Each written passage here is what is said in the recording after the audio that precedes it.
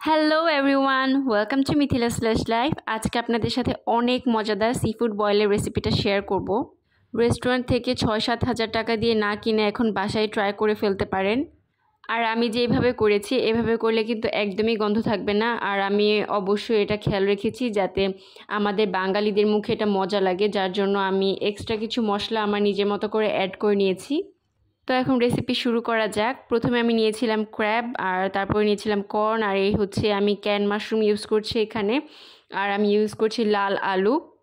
তো প্রথমে আমি সব কিছু একসাথে সেদ্ধ দিয়ে দিব, যেগুলো একটু শক্ত টাইপের আর সেদ্ধ হতে সময় লাগে। প্রথমেই আমি দিয়েছিলাম লাল আলু, আর ফ্লেভারটা যাতে ভালো হয় এই জন্য আমি লেবু কেটে তারপর অ্যাড করে দিয়েছিলাম। তারপর দিয়েছিলাম মাশরুম আর কর্ন।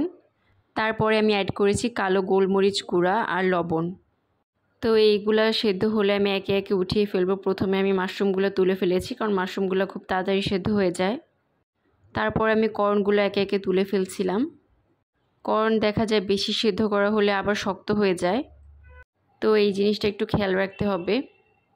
আর হ্যাঁ, পানিতে কিন্তু আমি তেজপাতাও দিয়ে দিয়েছিলাম একটা, যাতে ফ্লেভারটা আরও বেশি ভালো আসে।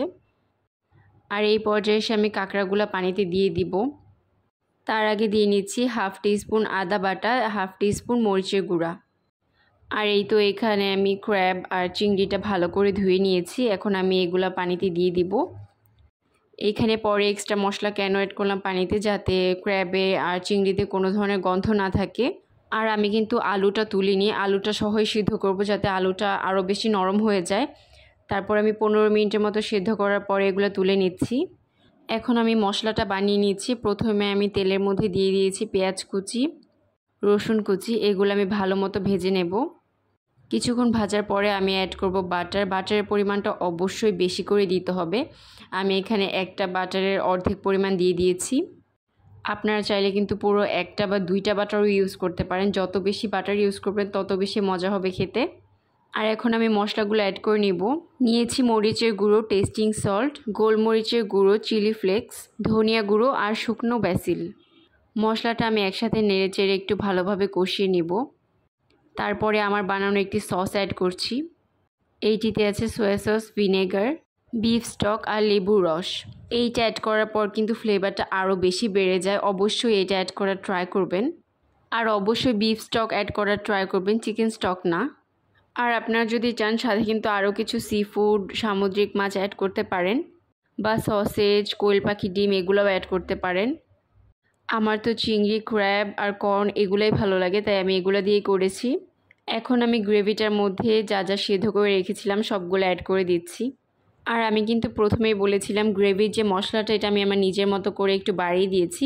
তো আপনারা যদি চান আরেকটু ঝাল বা আপনাদের নিজেদের মতো আরেকটু কিছু বাড়িয়ে কমিয়ে নিতে পারেন। এখন আমি সব কিছু একসাথে বেশ কিছুক্ষণ রান্না করে নেব, প্রায় আরও 10 মিনিটের মতো, যাতে করে সি ফুড আর কর্নের ভিতরে মশলাটা ভালোভাবে ঢুকতে পারে। আর এই তো আমার গরম গরম সি ফুড বয়েল কিন্তু একদম রেডি। এটা দেখতে এত বেশি কালারফুল লাগছিল আর এত বেশি লোভনীয় লাগছিল। আর এখন আমি বসে বসে ভিডিওটা এডিট করছি। এটা আমি অনেক দিন আগে খেয়েছিলাম, কিন্তু এটা দেখে আমার এখনও মুখে পানি এসে পড়ছে। এটা এত বেশি মজা হয়েছিল, ট্রাস্ট মি। আর এটা হয়ে যাওয়ার পরে কিন্তু আমি গ্রেভিটাকে আলাদা করে রেখেছিলাম। তো বিসমিল্লাহ বলে আমি খেতে বসে গেলাম। প্রথমে আমি খুঁজছিলাম কোনটা খাবো, তারপরে আমি ফার্স্টে চিংড়িটা দিয়ে স্টার্ট করলাম। এই গ্রেভিটাতে ডুবিয়ে খেতে এত বেশি মজা লাগছিল। আর আমি তো আপনাদের বললামই, অবশ্যই কিন্তু বিফ স্টকটা অ্যাড করার ট্রাই করবেন। আর তারপরে আমি নিয়ে নিয়েছিলাম কর্নটা আমার মনে হচ্ছিল যে আমার লাইফে খাওয়ার বেস্ট কর্ন এটা এত বেশি ভালো লাগছিল এই গ্রেভিটা দিয়ে।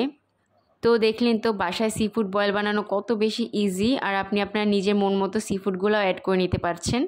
রেসিপিটি কেমন লাগলো অবশ্যই আমাকে কমেন্ট করে জানাবেন। Thanks for watching.